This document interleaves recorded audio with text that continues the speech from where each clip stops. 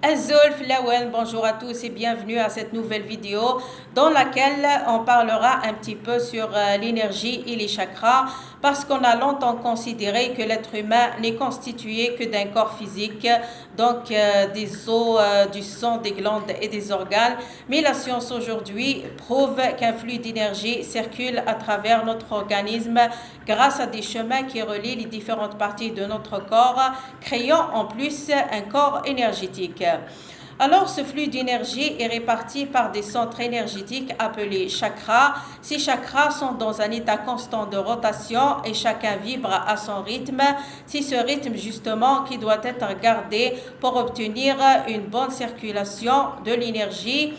Ce flux d'énergie donc est réparti, comme j'ai dit, par des centres énergétiques appelés chakras, et ces chakras sont répartis dans notre corps, mais on a 7 principaux chakras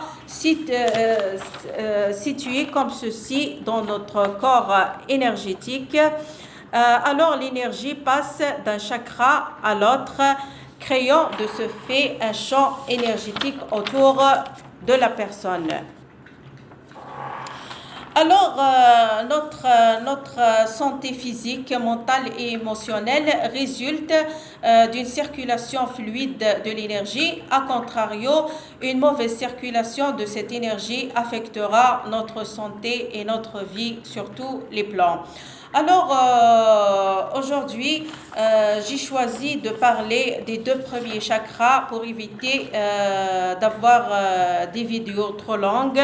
Donc, ces premiers chakras, on commence alors par le premier chakra appelé le chakra racine. Il est de couleur rouge et situé au niveau du périnée, donc entre la partie génitale et l'anus, et concerne nos besoins de base et de survie et qui nous mettent en stabilité et en sécurité, comme l'alimentation, l'habillement et le logement.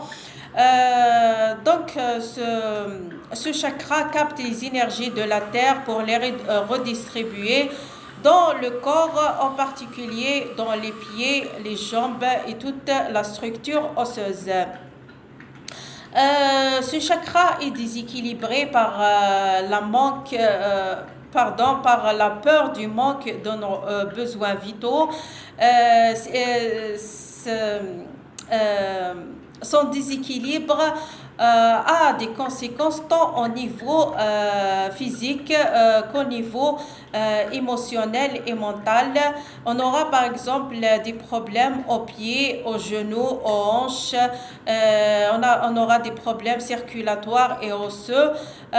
On peut aussi avoir le surpoids et l'obésité, l'agressivité, la colère, l'anxiété, la violence, la jalousie, et le manque de confiance en soi, et la personne devient trop matérialiste.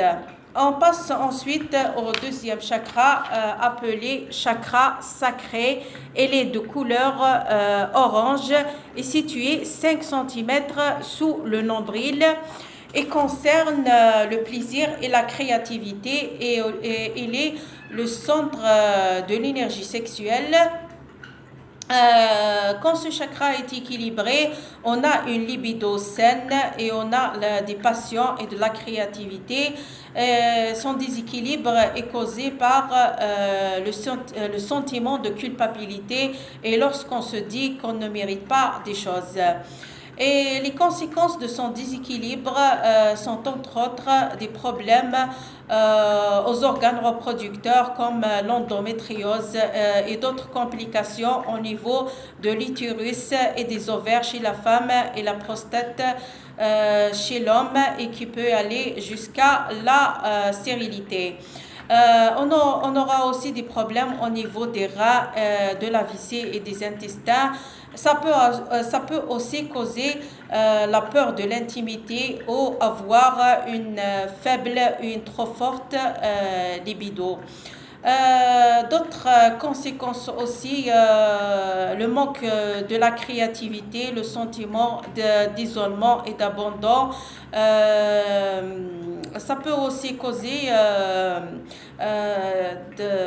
des problèmes comme la possession, l'apathie et la personne peut aussi devenir trop manipulatrice. Voilà c'est tout pour aujourd'hui. On parlera, on expliquera les autres chakras dans les prochaines vidéos, Inch'Allah. Merci et prenez soin de vous.